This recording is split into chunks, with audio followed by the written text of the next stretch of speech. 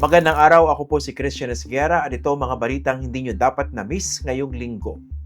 Ito ang update sa Iran conflict. Umira lang isang double-sided ceasefire sa pagitan ng US at Iran matapos magbanta sa US President Donald Trump na ibabalik sa Stone Age ang Iran kung di nito bubuksan sa mga barko at oil tankers ang Strait of Hormuz. Umani muna ng batiko si Trump dahil noong Easter Sunday nagbanta siyang bobombahin ang mga tulay at power plant sa Iran. War crime kasi na maituturing ang pagwasak sa mga civilian infrastructure. Mispong si Pope Leo XIV na isang Amerikano ang nanguna sa pagbatikos kay Trump matapos sabihin ng presidente noong Martes na a whole civilization could die tonight kung hindi sumunod ang Iran. Ngayon, 2 weeks lang ang ceasefire habang magnenegosasyon ng Amerika at Iran sa Pakistan na siyang tumulay sa dalawang bansa.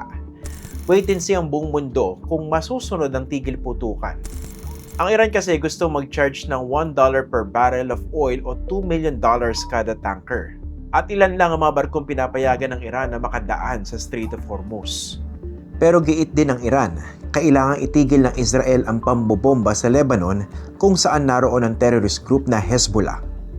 Martes, sa WR numero survey na isinagawa noong March 10 to 17, 53% ng mga respondents ang tutol sa impeachment ni Vice President Sara Duterte kumpara sa 32% na pabor. Pero may catch.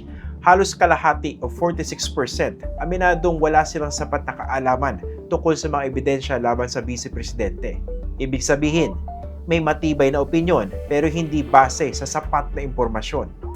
Ayon pa sa survey, 42% ang mga nagsabing dapat isaalang-alang ng mga mambabata sa public opinion sa pagtimbang sa impeachment at 29% lang ang nagsabing ebidensya dapat ang basehan. Samantala, sa performance ratings, mas mataas pa rin ang approval ni Sara Duterte kumpara kay Pangulong Ferdinand Marcos Jr. 44% ang approve sa Vice President kumpara sa 29% approval ng Pangulo. Mataas ang dissatisfaction kay BBM na nasa 47% habang 25% lang kay Sara Duterte. Speaking of impeachment, bigo naman si Vice President Sara Duterte na makakuha ng temporary restraining order laban sa impeachment hearings laban sa kanya sa House of Representatives. April 1, naghain si Sara Duterte ng 55-page petition para ipatigil ang impeachment proceedings sa House Committee on Justice, pero April 8 lang ito isinapubliko. Pinagpaliwanag ang House of Representatives within 10 days tungkol sa impeachment at dahil walang TRO, nakatakdang matuloy ang impeachment hearing sa April 14. Sabi ni Sara, hindi raw nasunod ang proseso dahil Office of the Speaker lang ang nag-refer ng complaint sa Justice Committee, hindi ang buong House. May paglabag din daw sa 1-year bar rule pero tinuloy pa rin at dineklarang sufficient ang dalawa sa 4 na reklamong impeachment. Ito yung magkahiwalay na impeachment complaints na final ng grupo ni Father Jose Zaballa at ng abogadong si Nathaniel Cabrera. Ikonsolidate na rin dito ng Korte Suprema yung hiwalay na petisyon ng cast of characters led by Israelito Torion na abogado ni Pastor Apollo Kibuloy, kasama si Jimmy Bondoc, Martin Delgra, Vic Rodriguez at Dr. Richard Mata. Procedural lapses ang ilan sa mga argumento ng mga petitioners.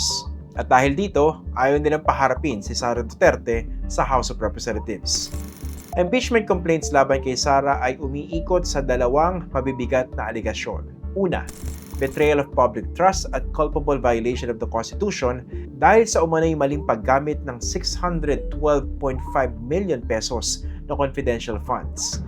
At ang death threat laban kay Pangulong Ferdinand Marcos Jr., First Lady Liza Marcos at dating House Speaker Ferdinand Martin Romualdez. So matapos magbanta ng bloodbath si Vice President Sara Duterte kung sakaling magkaroon ng impeachment, ay sa Supreme Court din pala ang takbo niya. To recall, naghintay ang publiko ng 1 taon matapos siyang panigan ng Korte Suprema na nagruling last year na nilabag ang kanyang karapatan para sa due process. Pero due process pa talaga ang issue o talagang umiiwas lang ang Vice Presidente sa accountability?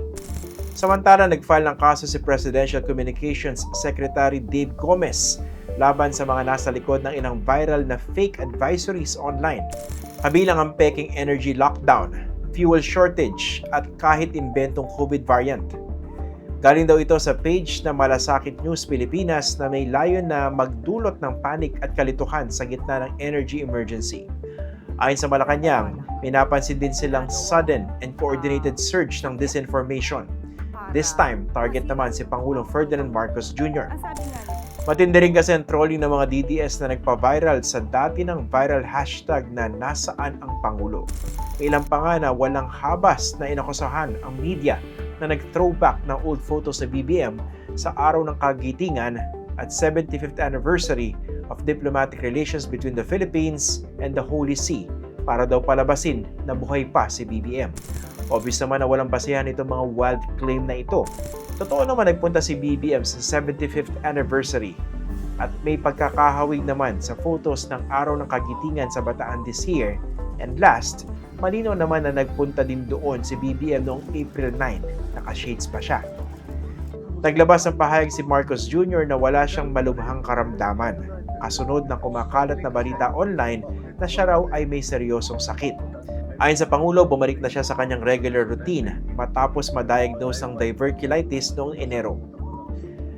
Narito ang interview ni Palace Press Officer Claire Castro sa Pangulo. Magpapasalamat naman ako sa mga nag-aalala sa akin. Huwag niyo pong masyadong siniseryoso. Alam mo naman ang social media, palabiro yan eh. Ang common theme ng linggong ito, ingay. Ingay ng gyera, ingay ng politika, at ingay ng social media na malayo sa katotohanan. Pero sa dami ng ingay, may ilang bagay na dapat malinaw. Hindi popularidad ang basehan ng accountability. Dapat ebidensya at katotohanan. Hindi lahat ng nagsasabi ng due process, hustisya talaga ang hanap. At hindi lahat ng viral, totoo.